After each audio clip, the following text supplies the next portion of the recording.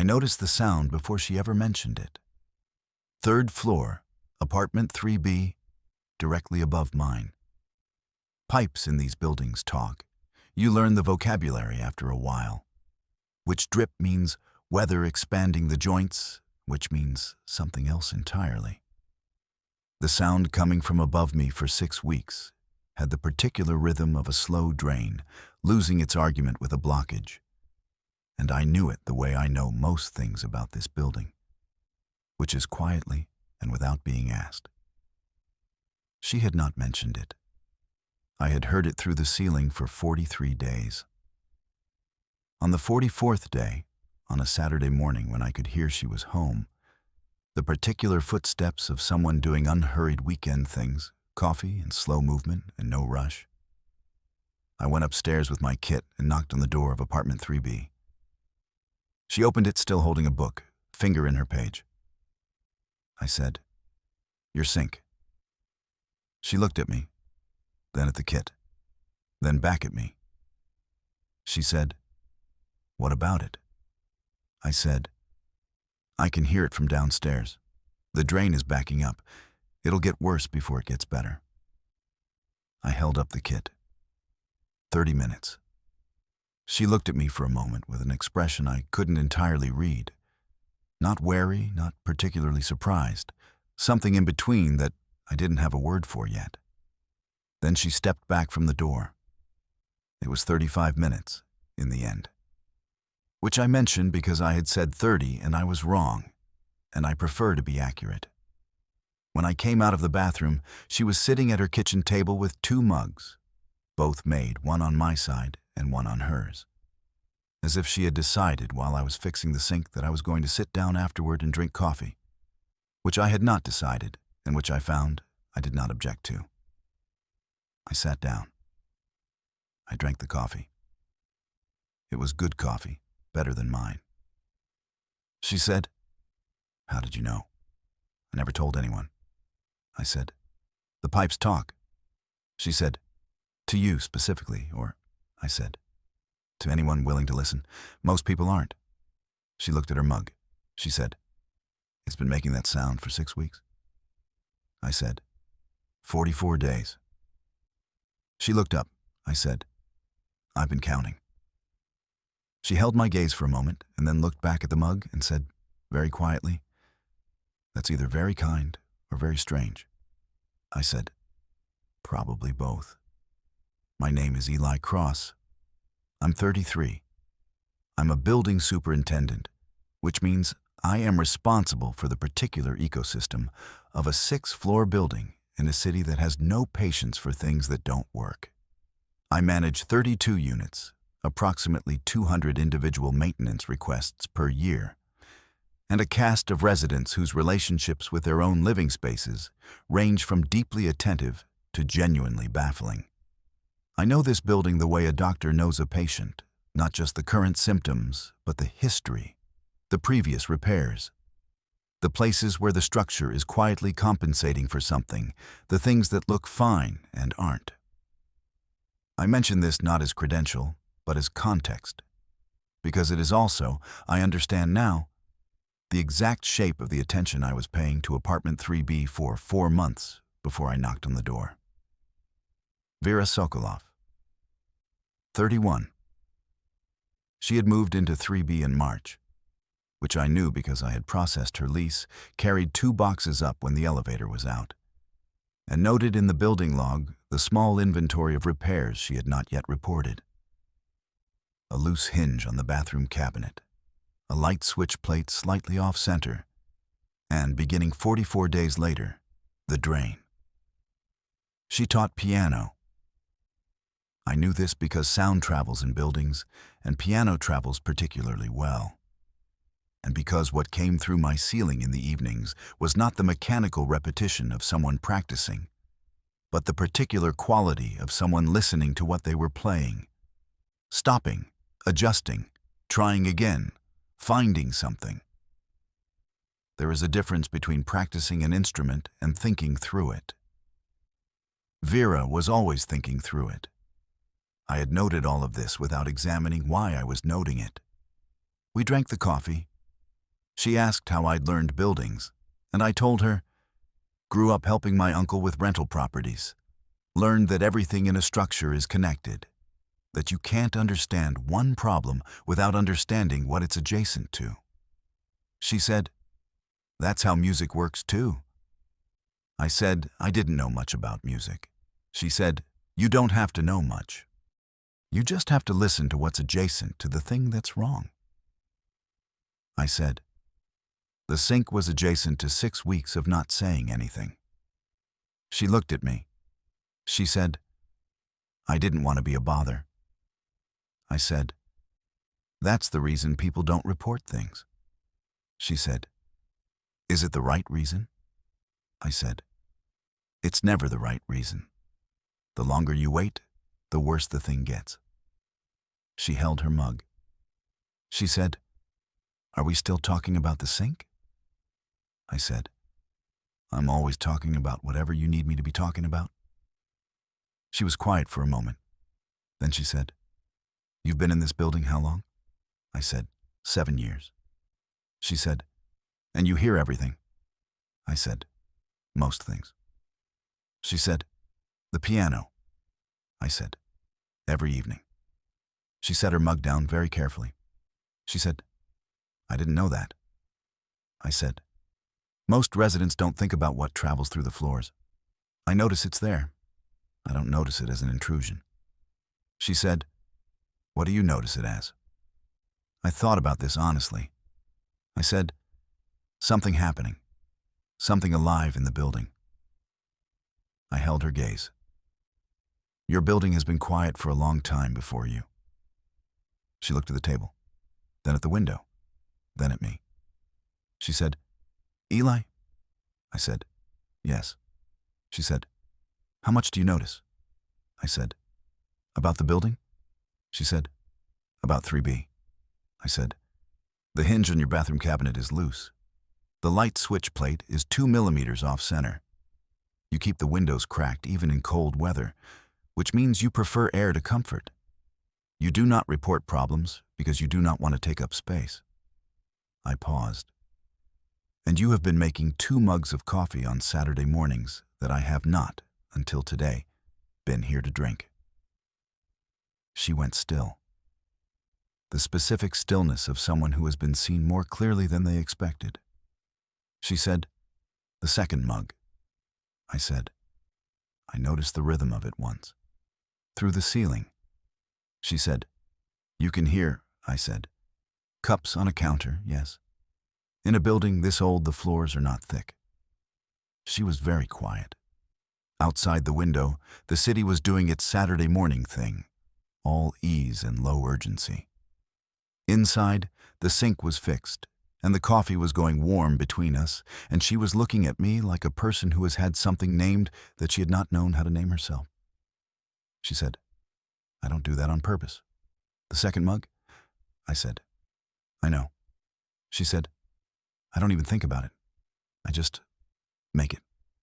I said, I know. She said, that's... She stopped. That's strange, isn't it? I said, I think it's the kind of thing that knows something before the person does. She looked at her hands. Then at the mug she had made for me. Then at me. She said, you said you've been counting. 44 days. I said, yes. She said, why? I said, because something in this building was off and I was tracking it. A pause. And because every day I didn't knock was a day I had to make a decision again. She said, what decision? I said, whether what I was noticing about 3B was building knowledge or something else. She said, which is it? I said, both. It's been both for a while. I held her gaze. I thought you should know that.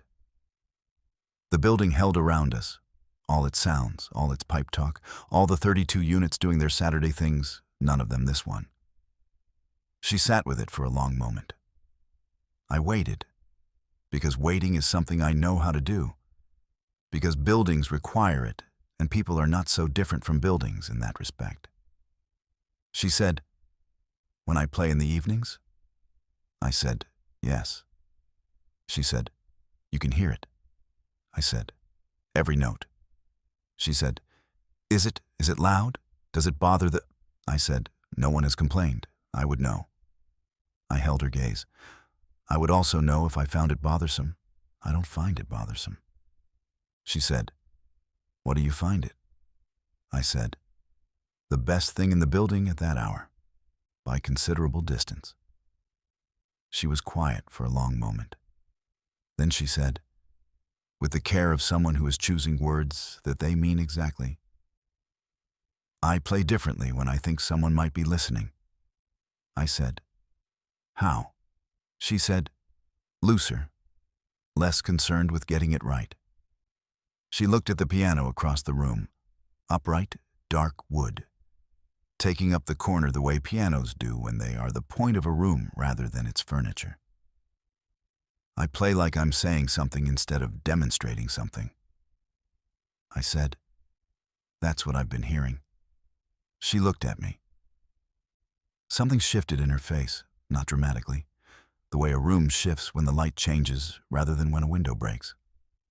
She said, "You've been hearing me say something." I said, "Every evening." She said, "And you never knocked." I said, "No." She said, "Until the sink." I said, "The sink was a reason." She said, "Did you need a reason?" I said, "I thought it was better to have one." She held my gaze for a long moment. Then she reached across the table and picked up her mug and held it in both hands, the way people hold things they want to keep warm. She said, "I've been making the second mug since the third week." I said, "March." She said, "March."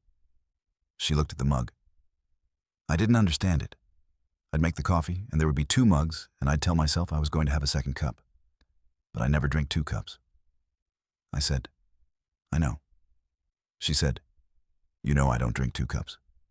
I said, the sound of it going cold, different from the first mug.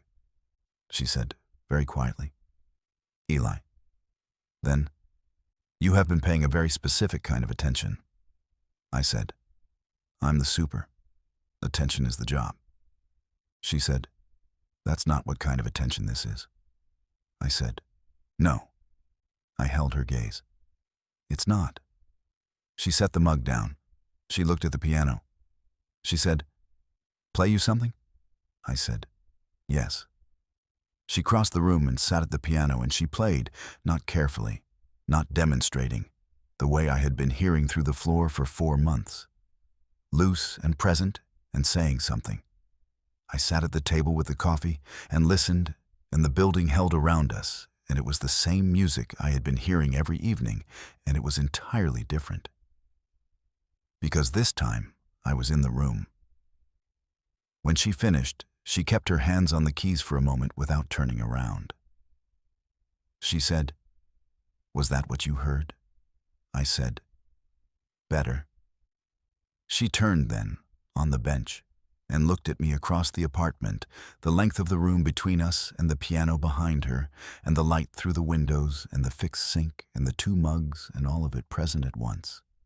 And she said, "Come back tomorrow." I said, "I'll bring coffee." She said, "I'll make 2 mugs anyway." I said, "I know." She smiled, just once, just enough, the real one, and that was all of it.